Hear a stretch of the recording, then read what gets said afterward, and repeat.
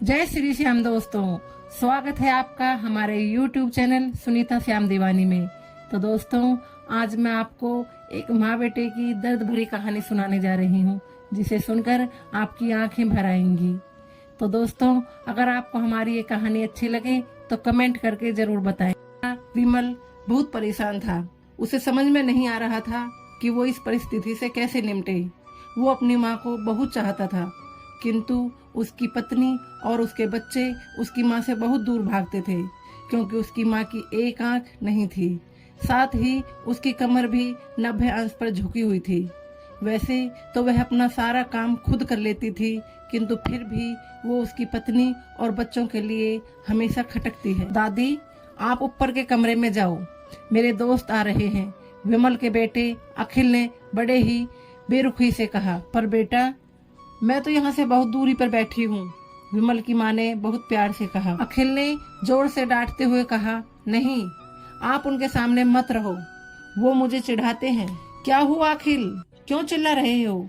विमल की पत्नी कामनी ने किचन से ही आवाज लगाई। देखो ना माँ, ये दादी यहीं ड्राइंग रूम में बैठी है और मेरे दोस्त आ रहे हैं, अखिल ने शिकायत भरे लहजे में कहा। माँ जी, आप ऊपर चली जाओ, क्यों हम लोगों को लजवाती हो? कामनी ने बेटे का पक्ष लेते हुए कहा। बेचारी सरस्वती चुपचाप उठकर जीने के सहारे ऊपर जाने लगी। कमर झुकी हुई होने के कारण उन्हें ऊपर चढ़ने में बहुत परेशानी हो रही थी, किंतु वो पूरी ताकत से ऊपर के एक अकेले कोने वाले कमरे में जाकर बैठ गई। विमल बाजू के कमरे से सब सुन रहा था। उसे कष्ट हो रहा था कि उसकी माँ को अपमानित होना पड़ रहा है, किंतु वो असहाय था। अगर वो कुछ कहता तो पत्नी और बच्चे उसका विरोध करने लगते। दूसरे उनके तर्क भी सही लगते हैं, क्योंकि वो एक प्रशासनिक अधिकारी था। उसका सामाजिक स्तर बहुत ऊंचा था। रात को विमल की पत्नी ने कहा, देखो जी, अब कुछ करो। कल कलेक्टर साहब की पत्नी आई थी। माँ जी अपने देसी धुनधारा में उनसे मिली। मुझे बहुत शर्म आ रही थी, बताते हुए कि यह मेरी सास है। मैंने कह दिया कि दूर की रिश्तेदार है, इलाज करा। यह सुनकर विमल को रोना आ गया, किंतु फिर भी वह चुप रहा। उसे समझ में नहीं आ रहा था कि वो क्या करे। अपने बेटे की मनोस्थिति को सरस्वती अच्छी तरह से जानती थी और बेटे को कोई कष्ट न हो, इसलिए वो हर बात को चुपचाप सह लेती थी। विमल बहुत उदास रहने लगा। माँ से अपने बेटे की यह हालत देखी नहीं गई। एक दिन उसने अपने बेटे से कहा, विमल, बहुत दिन हो गए हैं, मैं अपने गांव जाना चाहती हूँ, मुझे वहां पहुंचा दो, मेरा यहाँ मन नहीं लग रहा। किंतु माँ, वहां तो कोई नहीं है, तुम्हारी देखभाल कौन करेगा? विमल ने आश्चर्य से पूछा। अरे, सब गांव वाले तो हैं, और वो तुम्हारे मामा जी भी तो उसी गांव में रहते हैं, और फिर हम सारी व्यवस्थाएं कराएंगे न। कामनी की तो समझो जैसे मन की मुराद ही पूरी हो गई हो। हाँ बेटा, बहुत सही कह रही है, सरस्वती ने लंबी सांस लेते हुए कहा। विमल जानता था कि गांव में माँ की देखभाल करने वाला कोई नहीं है, लेकिन अपनी पत्नी की जिद के कारण वह अपनी माँ को गांव छोड़ने पर विवश हो गया।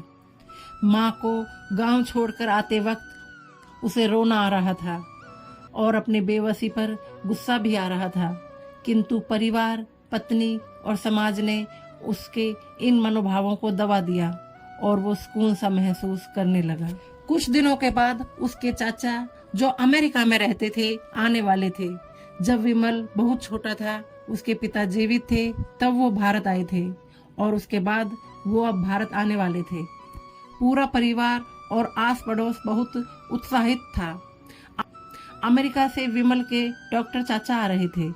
डॉक्टर रमेश ने जैसे ही घर में कदम रखा, सबने मिलकर बहुत उत्साह से उसका स्वागत किया। क्यों विमल, भाभी नहीं दिख रही, कहाँ है? डॉक्टर रमेश ने उत्सुकता पूर्वक पूछा।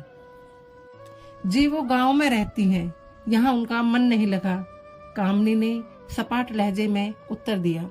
डॉक्टर रमेश ने विमल की ओर देखा और विमल ने अपनी आंखें झुका ली। डॉक्टर रमेश सब समझ गए, बोले, कल हम भाभी से मिलने गांव चलेंगे सब लोग। दूसरे ही दिन सभी लोग गांव के घर में पहुंचे। देखा कि सरस्वती को बहुत तेज बुखार है और वो पलंग पर असहाय पड़ी है। डॉक्टर रमेश दौड़कर सरस्वती के पास गए, उनके पैर छूकर रोने लगे। सरस्वती की यह हालत उनकी कल्पना से परे। वाह बेटा विमल, तूने तो नाम उजागर कर दिया। अपनी माँ की यह हालत देखकर तुझे तो बिल्कुल भी शर्म नहीं आ रही होगी। डॉक्टर रमेश ने विमल को डांटते हुए कहा। नहीं देवर जी, विमल का कोई दोष नहीं है, मैं खुद गांव आई थी। सरस्वती ने अपने बेटी का बचाव मुझे सब पता चल गया भाभी, आप चुप रहो। क्यों बहू, तुम्हें अपनी सास की कुरूपता पसंद नहीं है? समाज में तुम्हें नीचा देखना पड़ता है ना? डॉक्टर रमेश ने कामनी की ओर व्यंग से देखा। कामनी निरुत्तर होकर विमल को देखने लगी। आज तुम जिस सामाजिक स्तर पर हो वो इन्हीं के संघर्षों की देन है। और बेटा विमल, तुम्हें शायद मालूम न हो कि बचपन में जब तुम 1 साल के थे तब छत से नीचे गिरने के कारण तुम्हारी एक आंख फूट गई थी और तुम्हारी रीढ़ की हड्डी में भी समस्या थी। तब तुम्हारी इस कुरूप माँ ने अपनी एक आंख और अपना बोन मेरो तुम्हें देखकर इतना सुंदर स्वरूप दिया था। कामनी बेटा, इतने सालों तक संघर्ष करके बेटे को प्रशासनिक अधिकारी बनाने वाली इस संघर्षशील औरत की तुम लोगों ने यह दशा कर दी। तुम्हें ईश्वर कभी माफ नहीं करेगा। डॉक्टर रमेश की आंखों से अश्रु जलधारा बह रही थी। अब भाभी, आप मेरे साथ अमेरिका जाएंगी, यहाँ इन स्वार्थी लोगों के बीच में नहीं रहेंगी। डॉक्टर रमेश ने विमल की माँ से कहा। विमल को तो काटो तो खून नहीं था। डॉक्टर रमेश जो उनके चाचा थे, उन्होंने जो राज बताया उसके बाद तो विमल को यही लग रहा था कि उससे ज्यादा पापी इंसान इस दुनिया में कोई और है ही नहीं। विमल दौड़ता गया और अपनी माँ के कदमों से लिपट गया। माँ, मेरा अपराध अक्षम्य है। मैं जानबूझकर चुप्पी साधे रहा, आपका अपमान करवाता रहा। अब सिर्फ आप ही उस घर में मेरे साथ रहेंगी और कोई नहीं। विमल ने आगेन्य दृष्टि से अपनी पत्नी और बच्चों को देखा। कामनी को भी बहुत पछतावा हो रहा था, किंतु उसकी हिम्मत नहीं हो रही थी कि वो सरस्वती से आंखें मिलाए।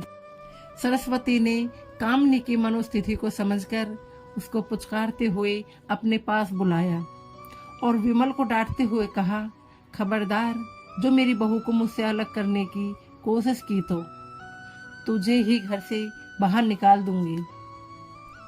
कामनी और बच्चों ने सरस्वती के पैर पड़ते हुए अपने व्यवहार पर माफी मांगी और माँ के हृदय ने सबको माफ कर दिया। तो दोस्तों, ये थी हमारी आज की कहानी। आपको हमारी ये कहानी कैसी लगी कमेंट करके जरूर बताएं और अगली कहानी के लिए हमारे चैनल को सब्सक्राइब करना ना भूलें। जय श्री श्याम।